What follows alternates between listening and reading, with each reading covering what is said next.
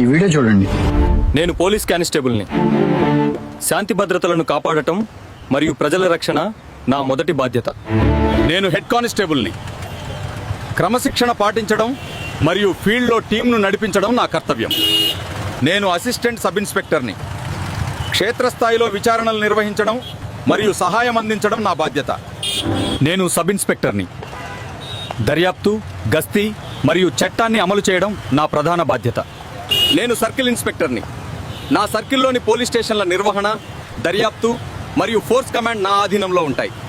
నేను deputy superintendent of పోలీస్ని. ప్రాంతీయ శాంతి భద్రతలు మరియు దర్యాప్తుకు నాయకత్వం వహించడం నా బాధ్యత. నేను అడిషనల్ సూపరింటెండెంట్ ఆఫ్ పోలీస్ని. జిల్లాలో క్యాంపెయిన్స్ మరియు ఫీల్డ్ ఆపరేషన్ల కమాండ్ నా ఆధీనంలో ఉంటుంది. నేను సూపరింటెండెంట్ ఆఫ్ పోలీస్ని. జిల్లా శాంతి భద్రతలు మరియు పోలీస్ కార్యకలాపాల నిర్వహణ నా బాధ్యత. నేను డైరెక్టర్ జనరల్ ఆఫ్ పోలీస్ని. ఇది రాష్ట్ర పోలీస్ శాఖలో అత్యున్నత పదవి. ఇక్కడి నుండే మొత్తం ఫోర్సు దిశ మరియు విధానం నిర్ణయించబడతాయి. నేను ఇన్స్పెక్టర్ జనరల్ ఆఫ్ పోలీస్ని. అనేక జిల్లాల పోలీస్ వ్యవస్థ నియంత్రణ నా చేతిలో ఉంటుంది. నేను అడిషనల్ డైరెక్టర్ జనరల్ ఆఫ్ పోలీస్ని.